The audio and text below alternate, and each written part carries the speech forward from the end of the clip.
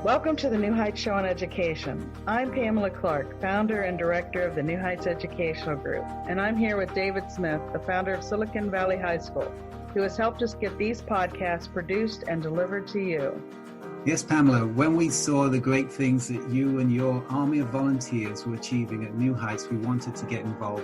We're happy to work with you to leverage the internet and make quality education accessible and affordable to everyone, everywhere. Thank you, David. We appreciate Silicon Valley High School helping us to get these podcasts out to the hundreds of thousands of listeners from all over the world. So I hope you enjoy the show.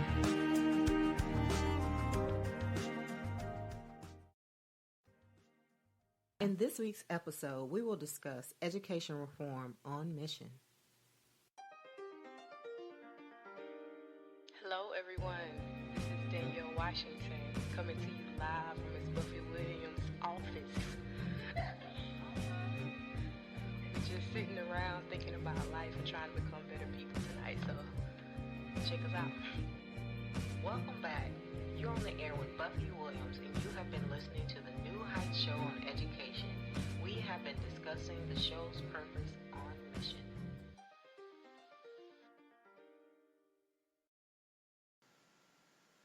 Good evening, ladies and gentlemen. This is your host, Buffy Williams, and you're listening to the New Heights Educational Group, the New Heights Show on Education. Tonight's topic is flipped classrooms. A recap on last week's show, we interviewed or reviewed the comments for the content within the 2020 Global Education Monitoring Report, which outlined an international framework for the global plan for education in 2030. On tonight's episode, we are discussing one of the emerging trends in education, flipped classrooms. So join us as we discuss and tell us what you think about flipped classrooms and your view on flipped classrooms. You can call us at 917-948-7542 or put your comments in the chat or tag us on social media using the hashtag NHEG. Or as always, you can post your comments on Twitter at Buffy_Awaken or on Spreaker, Instagram, or YouTube. Remember that my fellow New Heights host Erica Hanson's show airs on Thursdays at 2 o'clock p.m. Mountain Standard Time, 1 o'clock p.m. Pacific Standard Time, and 4 o'clock Eastern Standard Time.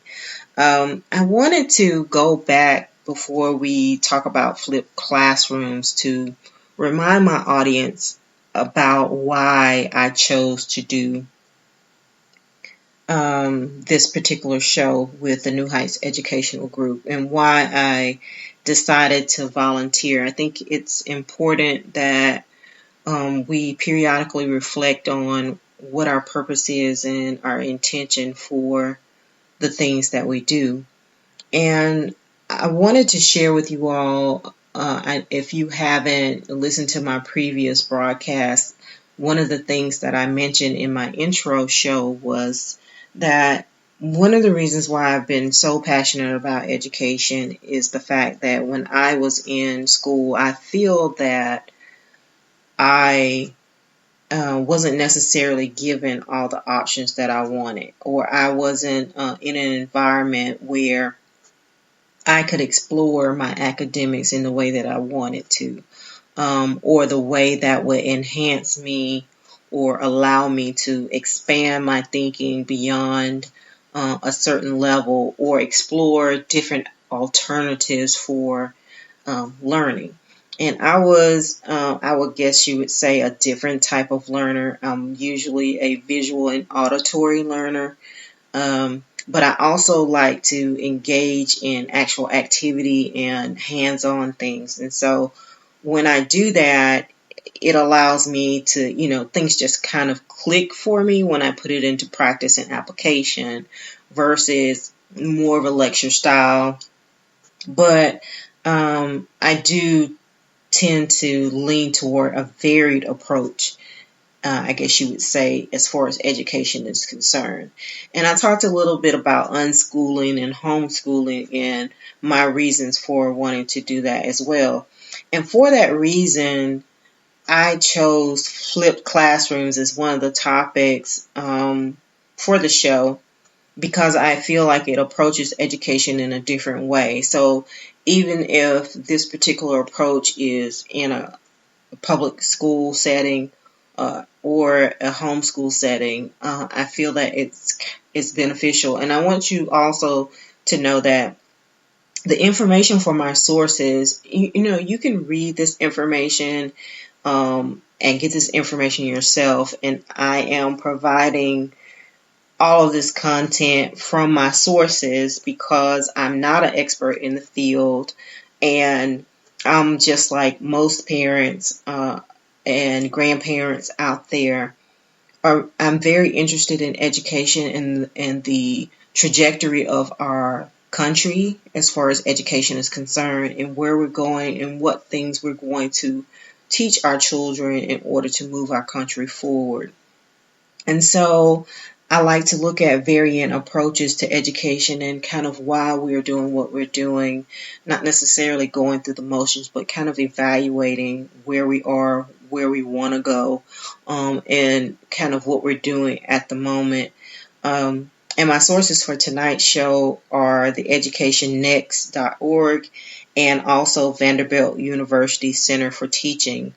And again, I've had some time to reflect on, what is flipped classrooms and, how does it work? So just as a reminder of why I do the show and what my intention is to just simply give people, everyday people who are just like me, more information, who may not have the time to, research these articles at the moment, but maybe they'll jot them down and go back and review them later. But they're passionate about, what we're actually offering our children and kind of what they can do, maybe even as a teacher, as an administrator, as a education system or a district. What things can we do to better assist or equip our students for the next chapter in their lives. So with that said, I hope that this show is something that you find useful as a parent, as a student, as a teacher, as an administrator, as a citizen of our world. And I hope that the things that I've offered to you in the past have been beneficial. I do have a quote tonight from Oprah Winfrey, and it reads, "Every time you state what you want or believe, you are the first to hear it. It's a message that both you and others It's a message to both you and others about what you think is possible. So don't put a ceiling on yourself." So for the listeners out there, if you are reaching for new educational heights or you're looking for better ways to improve your students, don't set a limit on what they can achieve, because if you set limitations, then that's as far as you can go. So when we talked about the concept of flipped classrooms, Colorado's Pikes Peak veteran at the Woodland Park High School, two chemistry teachers actually, Jonathan Bergman and Aaron Sams, they kind of stumbled on the idea of flipped classrooms. They were struggling to find time to teach a particular lesson after a lot of students have been absent. And so they put $50 together to buy a particular software that allowed them to record a lesson and annotate the lesson and then post them online. And when they did that, they found that this was a tool that they could use online that was very useful, and it was mostly used to kind of review the lesson and kind of reinforce the lesson that was actually taught within the classroom. But what they realized was that it gave them an opportunity to rethink how they use their classroom time. And so the flipped classroom is what they called it, was introduced. And so there's no one particular model or core idea for flipped classrooms or the flipped classroom instructional approach. And it's centered around a teacher creating a video and an interactive lesson that can be viewed by the student at home and accessed prior to the student coming to the classroom. So in advance of them coming to the classroom, and then the classroom becomes a place where they can kind of work through the problems and talk about advanced concepts and engage in collaborative learning and look at all aspects of instruction and maximize their classroom time. So flipped classroom teachers almost always, they look at not only the instructional component, but they also integrate different aspects to it. So when they look at it and they think about, well, when students come in, if they viewed the information prior to coming to class, it's a good way for them to maybe ask better questions or more insightful questions and think more deeply about the content. And they found that they could more easily query the students on, what concepts they had learned and what were the misconceptions about the actual content that they were involved in, and they could clear up any incorrect notions. And so with that particular format, in the video lessons, they think that the students could think more independently and individually, be able to come up with ways to engage and ask questions within the classroom. And so the students that may be struggling or may have acted out in the past because the instruction was given prior to the class, they felt that they could give more attention to the students who were struggling. And so once the classroom time came, the more advanced students had more freedom and more independent learning environment, but the students who were struggling could receive more of a better engaged process with the teacher, whereas maybe in the past those students wouldn't actually speak up and say, I'm struggling with a particular area. They found that those students were the ones that tended to ask more questions, and so they felt like it fostered a better relationship and a greater student engagement, and provided also a higher level of motivation, because the more advanced students felt, okay, I see the concept, I heard the concept, I got the concept, and now I can assist my peers with understanding the material, and also the teacher had more time to work with those students who were struggling.